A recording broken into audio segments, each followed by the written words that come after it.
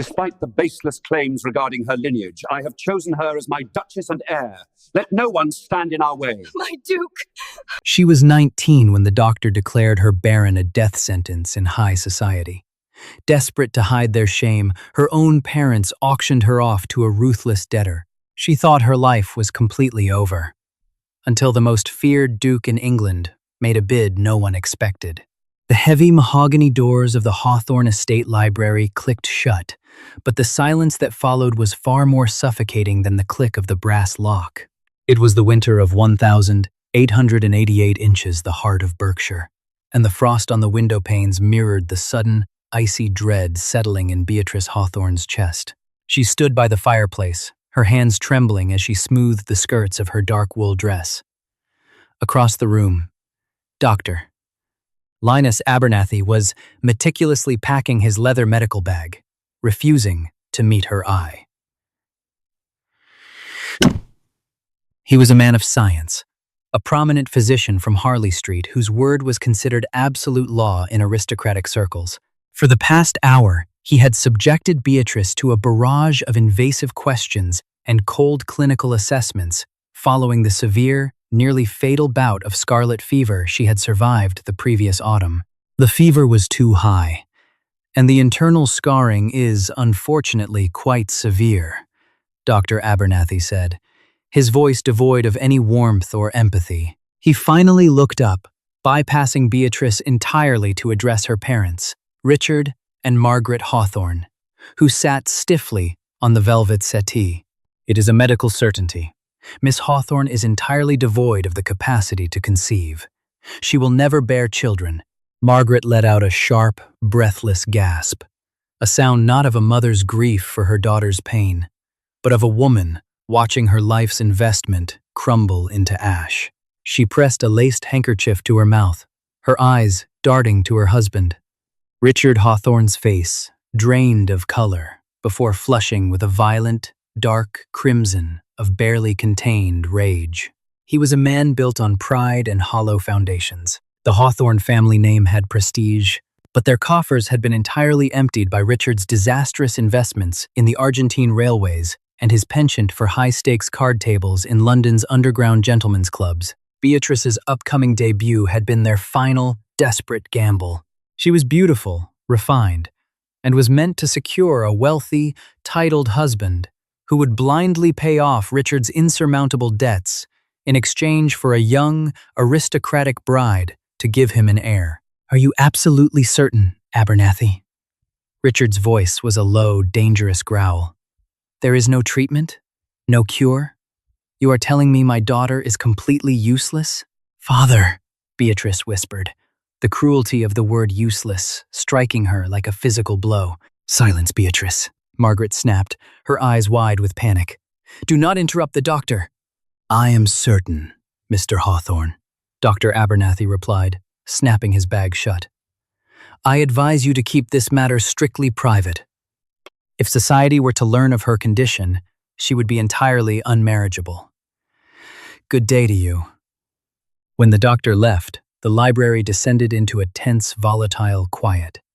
Beatrice felt a profound, aching emptiness inside her. The societal expectations drilled into her since birth that a woman's sole purpose and value lay in her ability to provide heirs had just been stripped away. She was suddenly adrift, mourning a future she was now barred from having. She looked to her mother for a sliver of comfort, but Margaret was already pacing the Persian rug. "We are ruined, Richard," Margaret hissed, wringing her hands. "Ruined. The creditors are already circling. Lord Reginald Bassett sent his solicitor yesterday. If we do not produce the £30,000 by the end of the quarter, he will seize this estate and everything in it." "I know!" Richard roared, slamming his fist onto the mahogany desk.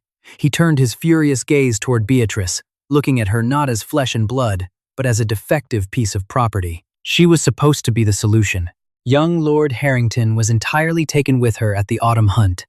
He would have offered for her, but if we marry her to him and she fails to produce a son, it will be an annulment based on fraud.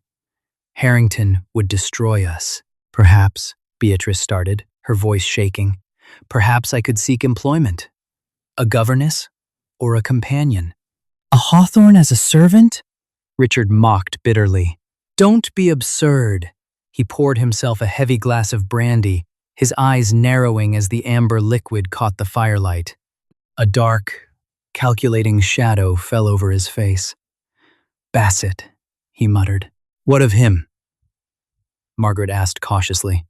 Lord Reginald Bassett doesn't want an heir, Richard said slowly, his voice dropping to a conspiratorial whisper that made Beatrice's blood run cold. He has 3 illegitimate sons he has already secured provisions for.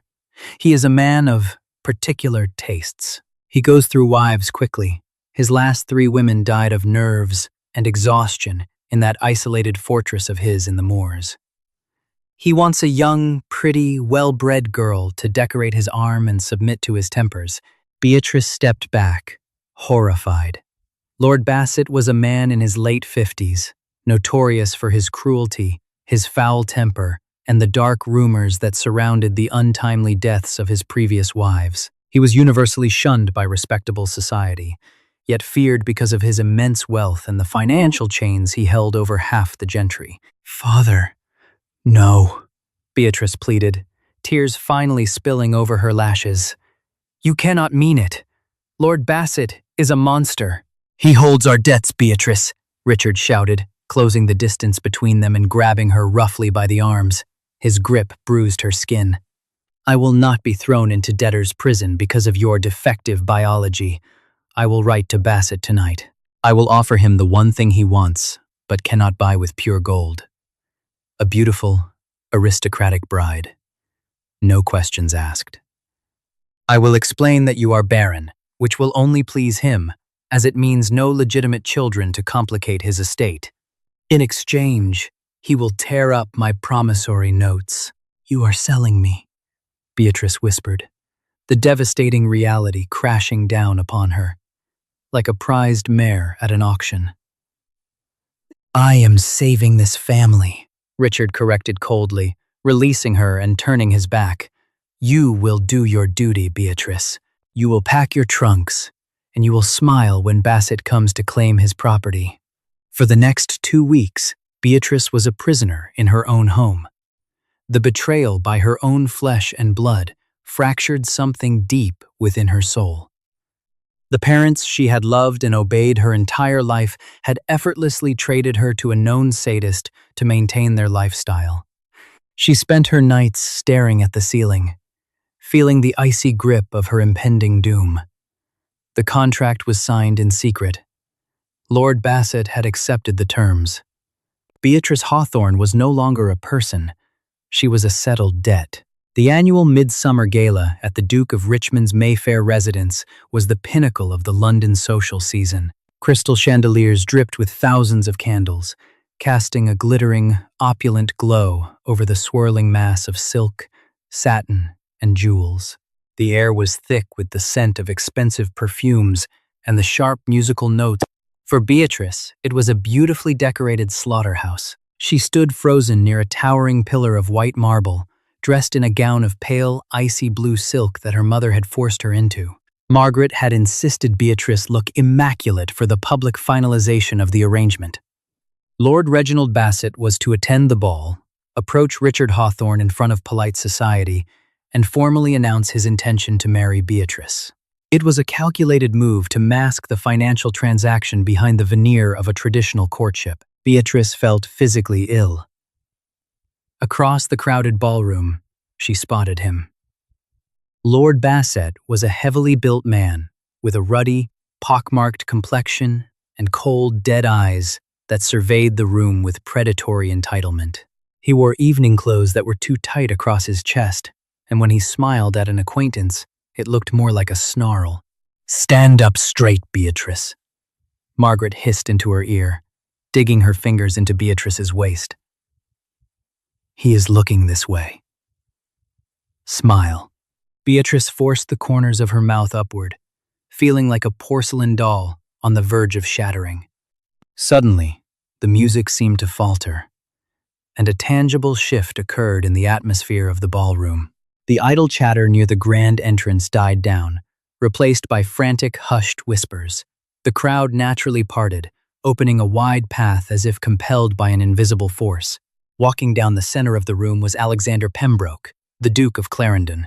He was a man rarely seen in London, preferring the isolation of his massive northern estates. Known in whispered circles as the Iron Duke, Alexander was a figure of intense fascination and widespread fear. He was strikingly handsome, with dark, windswept hair and sharp, aristocratic features that looked as though they had been carved from granite. But it was his eyes, a piercing, storm-cloud gray, that made men step back and women lower their gazes. He had built an unimaginable fortune in shipping and industry, completely independent of his inherited wealth, and he possessed a reputation for absolute ruthlessness in business. Beatrice watched him, mesmerized by the sheer, imposing gravity of his presence. He moved with the quiet, lethal grace of a predator. Lord Bassett, eager to claim his prize before the Duke's arrival disrupted the evening further, began making his way toward the Hawthorns. Richard stepped forward, a sickly, ingratiating smile plastered on his face. "Ah, Lord Bassett," Richard announced loudly, ensuring the surrounding aristocrats could hear. "What a pleasure. We were just discussing your generous request regarding my daughter." Bassett's eyes raked over Beatrice, stripping her bare. "Indeed, Hawthorne, the papers are finalized. I believe it is time we made the arrangement public." He reached out a thick, sweaty hand to grasp Beatrice's arm. Beatrice squeezed her eyes shut, bracing for the sickening touch. "I am afraid, Bassett. You are mistaken about your assets." The voice cut through the air like a steel blade. It was low, resonant, and commanded absolute silence. Beatrice opened her eyes. Alexander Pembroke had stopped directly in front of their small group. He stood tall and unyielding, his icy gaze fixed on Lord Bassett. The surrounding crowd went entirely silent, the string quartet abandoning their instruments. Bassett's face turned an ugly shade of purple. "Your Grace?" he stammered, clearly thrown off balance. "I do not understand. This is a private family matter between myself and Mr. Hawthorne." "There is nothing private about a public auction," Alexander replied smoothly, though the danger in his tone was palpable. He did not look at Beatrice. His focus was entirely on the men who had brokered her life. "And there is nothing private about debt. Specifically, the £30,000 Mr. Hawthorne owed you." Richard blanched, stepping back. "Owed? I assure you, Your Grace, Lord Bassett and I have come to an understanding." "You had an understanding," Alexander interrupted, reaching into the breast pocket of his tailored coat. He withdrew a folded piece of heavy parchment, stamped with the seal of the Bank of England. "At 3 o'clock this afternoon, I acquired the entirety of Bassett's financial portfolio, including all outstanding promissory notes he held against the gentry. I now own your debt, Hawthorne." A collective gasp echoed through the ballroom. To buy out a man's debt so aggressively was a move of pure financial warfare. Bassett looked as though he might be sick, realizing his leverage had vanished into thin air. "Which means," Alexander continued, his voice echoing in the dead silence of the room, "Lord Bassett has absolutely no claim over anything belonging to the Hawthorne family, including you, Miss Hawthorne." For the first time, the Duke turned his gaze to Beatrice. The intensity in his storm-gray eyes made her breath catch in her throat. She expected to see pity, or perhaps the cold calculation of a new master. Instead, she saw a fiercely guarded intelligence and something she couldn't quite name, a challenge. Richard Hawthorne, realizing his carefully constructed salvation was crumbling, panicked. "Your Grace, please! If you hold the debt, I am ruined! I cannot pay it!" The arrangement with Bassett was the only way. "I am aware of your financial ineptitude, Hawthorne," Alexander said coldly, "and I am aware of exactly why you were willing to hand your daughter over to a man who buries wives faster than he pays his tailors." Margaret let out a muffled sob of humiliation. Alexander stepped closer to Beatrice, completely ignoring the spluttering protests of her father and the seething rage of Lord Bassett. He towered over her, yet somehow he did not make her feel small. "I will forgive the debt," Alexander stated clearly, making sure his voice carried to the farthest corners of the room.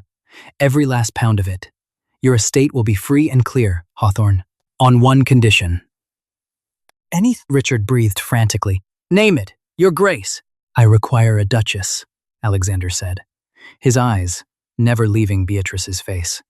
And I have it on excellent authority that Miss Hawthorne is uniquely qualified for the position.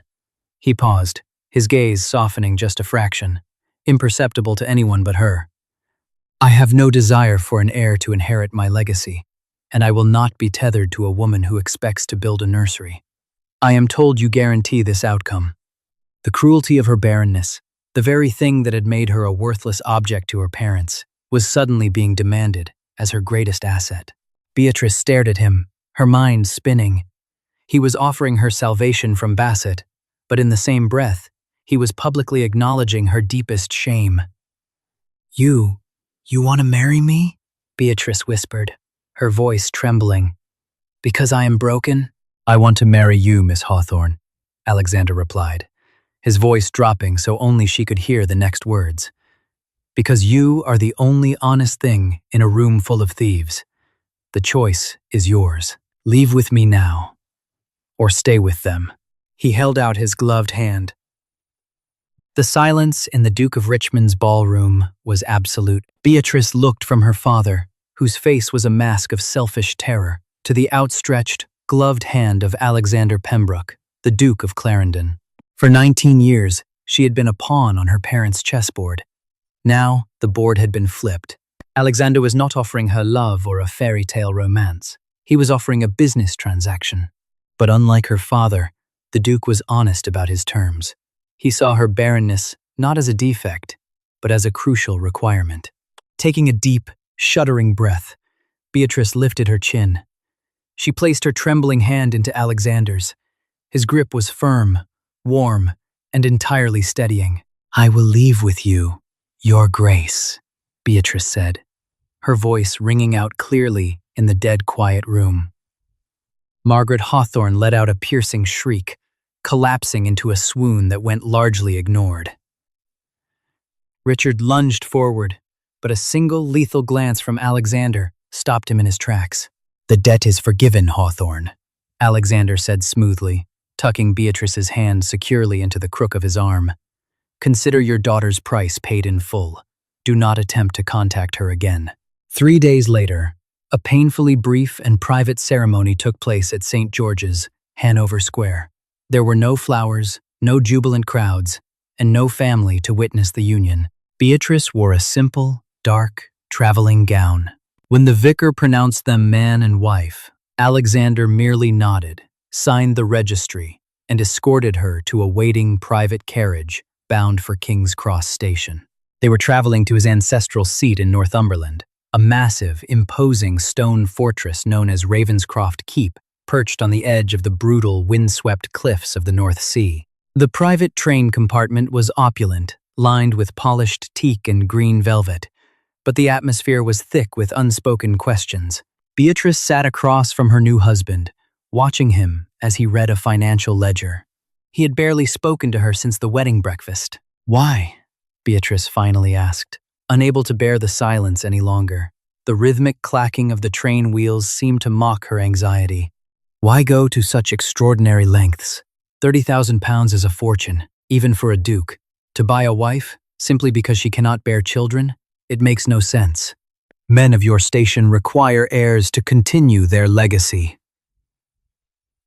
Alexander slowly closed his ledger. The storm gray of his eyes darkened as he looked at her. Men of my station, he began, his voice a low rumble, are often obsessed with a legacy that does not deserve to survive. He leaned forward, resting his elbows on his knees, the intimidating facade dropping just a fraction. My father, the previous duke, was a tyrant. The society papers called him eccentric. The servants called him a monster. There is a sickness in the Pembroke bloodline, Beatrice, a deep, inherited madness that manifests as profound, uncontrollable cruelty. I watched it consume my father. I watched it destroy my mother. Beatrice's breath hitched. She had heard the dark whispers about the previous Duke of Clarendon, But society always protected its own, burying the worst of the rumors beneath piles of gold. When I took the title, I swore on my mother's grave that I would be the last, Alexander continued, his jaw tightening. The Pembroke line ends with me. I will not bring a child into this world to inherit this poisoned blood, nor will I subject a child to the fear of watching their father lose his mind. But why marry at all? Beatrice pressed gently. Because society is relentless, he replied with a bitter smile. As an unmarried duke, I am constantly hunted. The political pressure to marry and breed is unceasing. A fertile wife would have been pressured by her family, by my peers, and by the estate to provide a son. She would have felt like a failure when I refused her my bed. But you... He paused, looking at her with a strange, fierce respect. You were diagnosed as barren. You are the perfect shield. I needed a duchess who could never be forced into the cruelty of the nursery. And you, Beatrice, needed rescuing from a man who would have murdered you. Beatrice sat back against the velvet cushions, her mind reeling. He hadn't bought her to punish her. He had chosen her because, in his eyes, her greatest flaw was the key to his salvation. We are a pair, then, Beatrice whispered, a sad smile touching her lips. Two broken things, shielding each other from the world. Alexander reached across the small distance, his large, calloused thumb brushing a stray tear from her cheek. The touch sent a jolt of electricity straight to her heart. You are not broken, Beatrice, he said softly, the iron in his voice melting away. You are safe. Ravenscroft Keep was a sprawling, Gothic behemoth of grey stone, surrounded by wild moors and the crashing ocean. It was a place that matched its master, imposing, isolated, and fiercely guarded. Yet, inside, Beatrice found a warmth she had never expected. The staff, led by the stern but intensely loyal housekeeper, Mrs. Matilda Higgins, welcomed Beatrice not with the sneering judgment of London society, but with profound relief. They had feared Alexander would bring home a vapid socialite. Instead, they found a young woman, eager to understand her new home. As the weeks turned into months, the transactional nature of their marriage began to blur. Beatrice, desperate for purpose, threw herself into managing the vast estate. She discovered that Alexander's ruthless business practices in London were merely a front. His immense wealth was quietly being funneled into building local hospitals, funding orphanages, and tearing down the exploitative tenant farming systems his father had enforced. He was systematically healing the land and the people his bloodline had broken. Their evenings were spent together in the massive, fire-lit library. At first, they sat at opposite ends of the room, reading in silence. But soon, the distance closed. Alexander would ask her opinion on estate matters. Beatrice would read to him from the accounts. She learned the cadence of his laugh, a rare, deep sound that made her stomach flutter. He learned how she took her tea, and how she bit her lower lip when she was deeply focused on a ledger. The physical boundary between them remained, heavily guarded by Alexander's fear of his own blood, but an undeniable, magnetic tension was building. Beatrice found herself longing for the accidental brush of his hand, the heavy weight of his gaze when he thought she wasn't looking. She was falling in love with her husband, but the past was not easily buried, and bruised pride in high society is a dangerous poison. It was mid-November, and a violent squall was battering the cliffs of Ravenscroft, when the isolation of their sanctuary was shattered. A carriage bearing the crest of Lord Reginald Bassett fought its way up the winding, muddy driveway. Beatrice was in the drawing room, reviewing the winter provisions, when Mrs. Higgins rushed in, her face pale. "Your Grace, there are men here." They forced their way past the footman. Before Beatrice could stand, the double doors were thrown open. Lord Bassett strode into the room, shaking the rain from his heavy coat like a wet dog. Beside him was a thin, rat-faced man clutching a leather briefcase, his solicitor, Mr. Pendleton. "What is the meaning of this intrusion?" Beatrice demanded, her voice steady despite the sudden, icy spike of terror in her chest. She was no longer the frightened girl in her father's library. She was the Duchess of Clarendon. Ah, the little barren bird, Bassett sneered, his eyes darting around the luxurious room with naked envy. Playing the grand lady? I see. Where is your master? The Duke is inspecting the harbor, Beatrice said, coldly. And you will leave this house immediately, Lord Bassett, before I have the groundskeeper throw you to the hounds. Bassett laughed, a harsh, ugly sound. I don't think you're in a position to give orders, Your Grace. Your husband humiliated me in London. He stole my property. I have spent the last 3 months doing a bit of digging. Your father is a weak, talkative man when plied with enough gin. Pendleton, the solicitor, stepped forward, opening his briefcase. He pulled out a piece of medical parchment. Beatrice recognized the handwriting instantly. Dr. Linus Abernathy.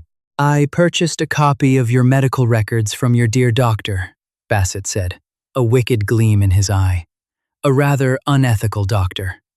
It turns out, willing to sell secrets for the right price.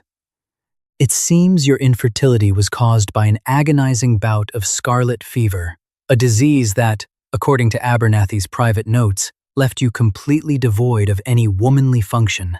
Beatrice's face drained of color.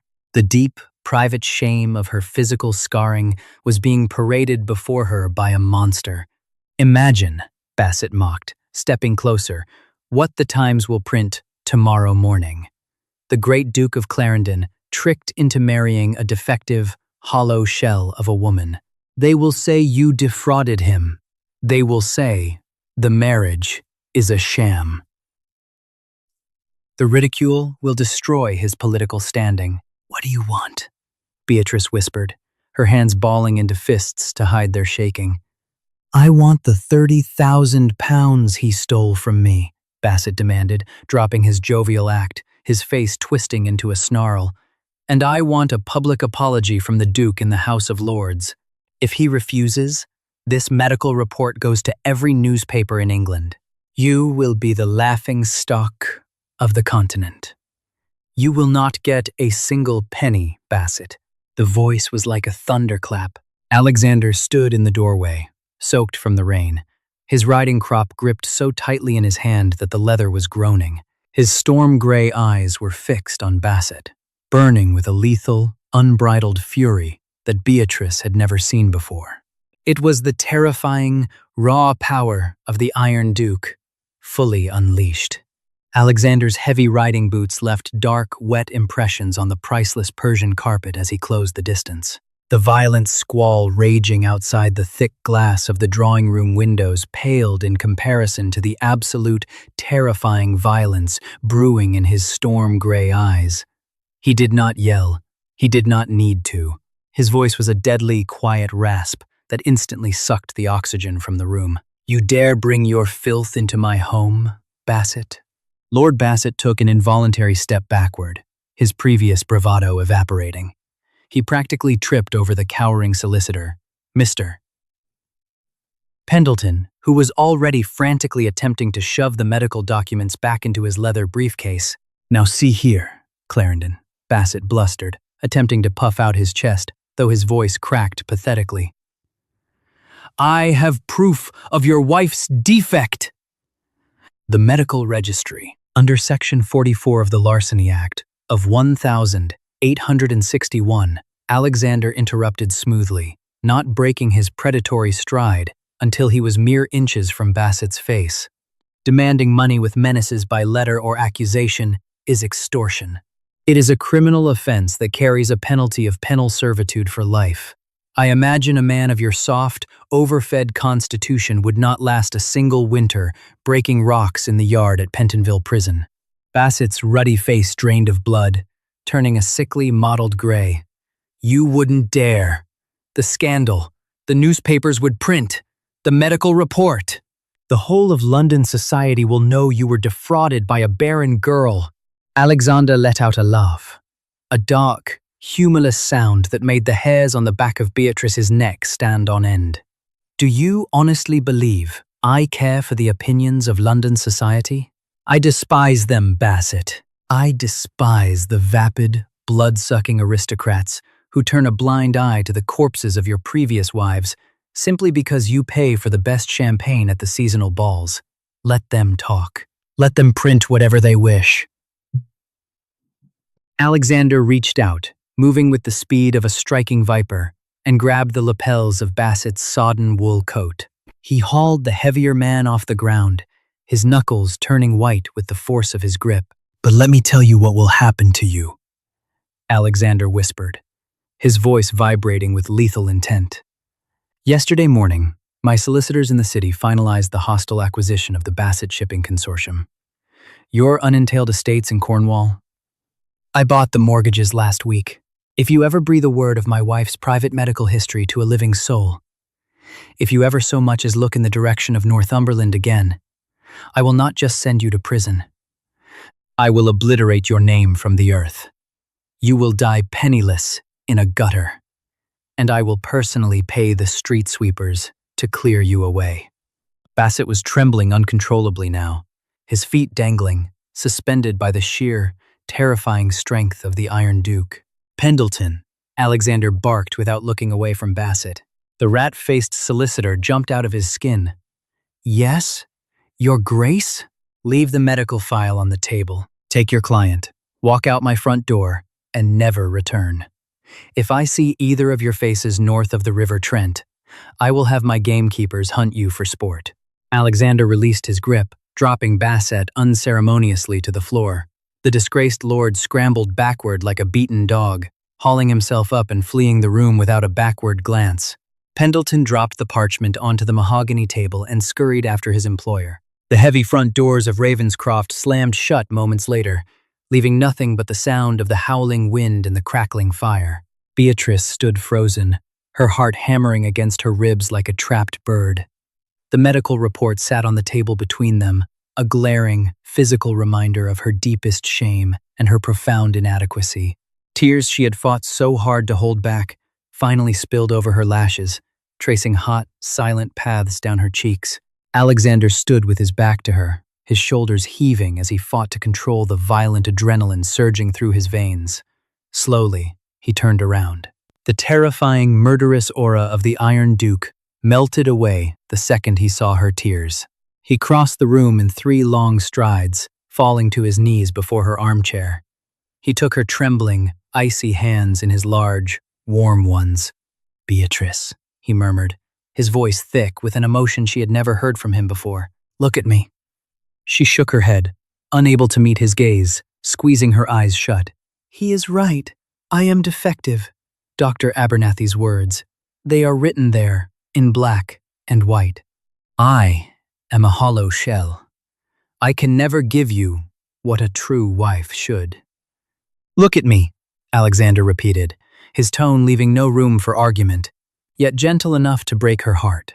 He reached up, cupping her face in his calloused palms, his thumbs gently wiping away her tears.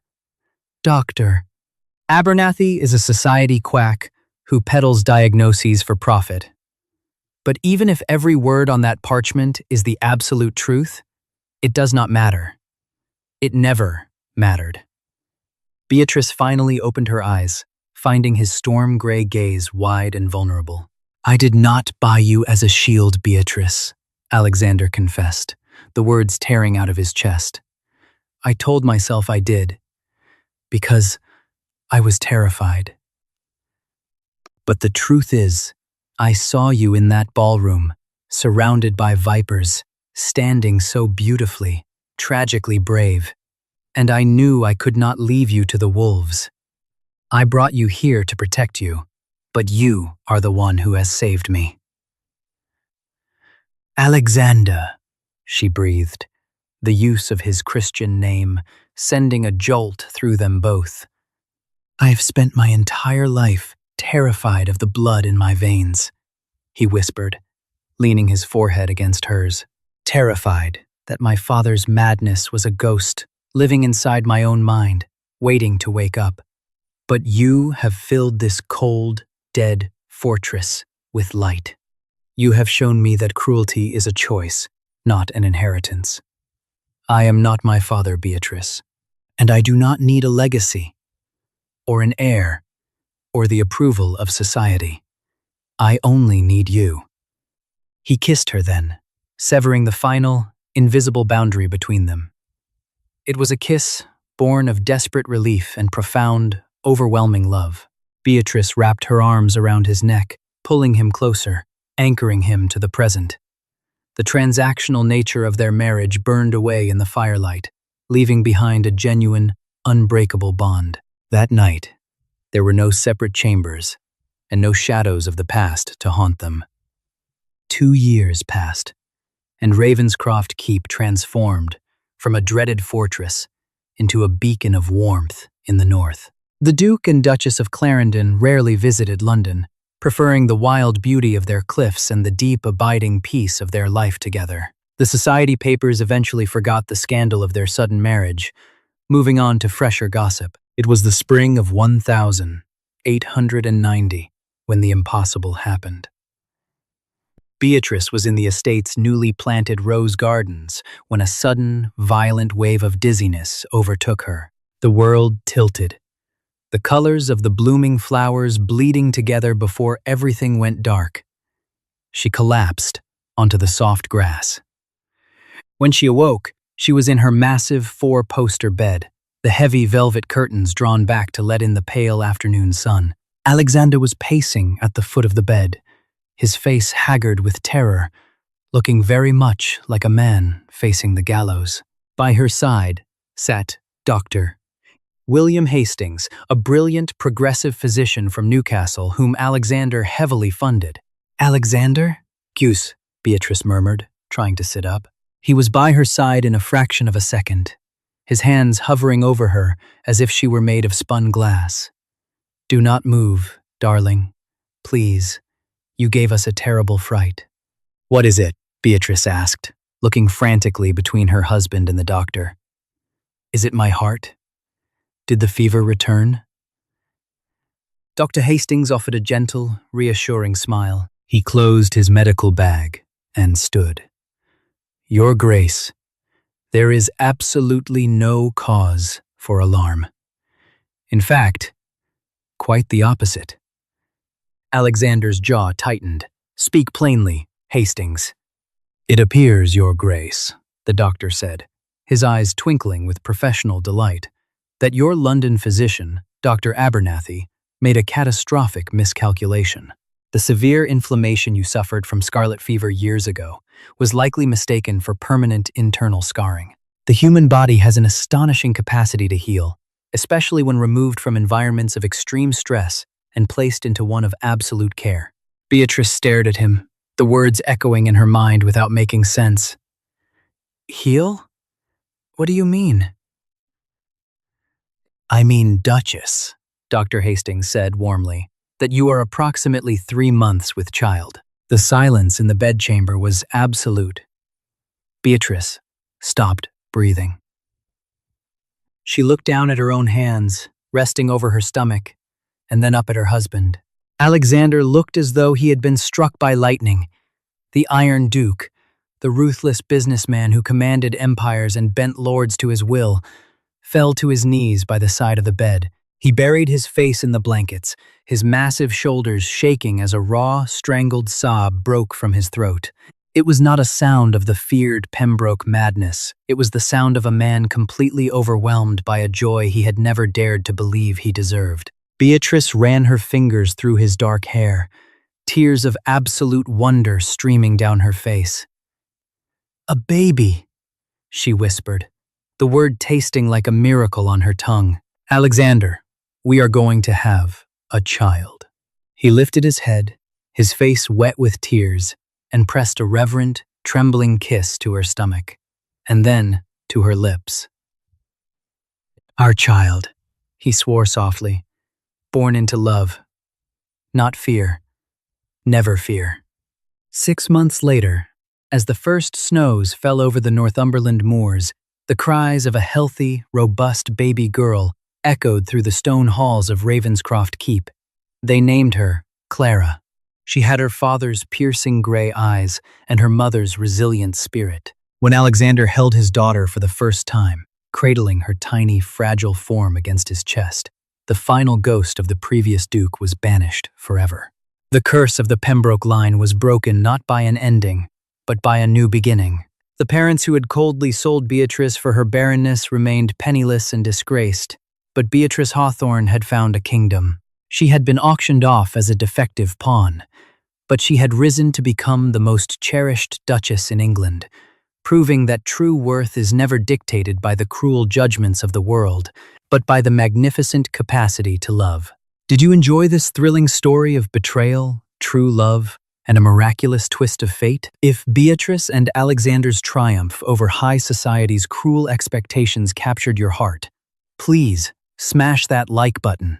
Share this video with your fellow romance lovers and subscribe to our channel for more incredible real-life historical dramas. Don't forget to ring the notification bell. See you in our next captivating historical tale.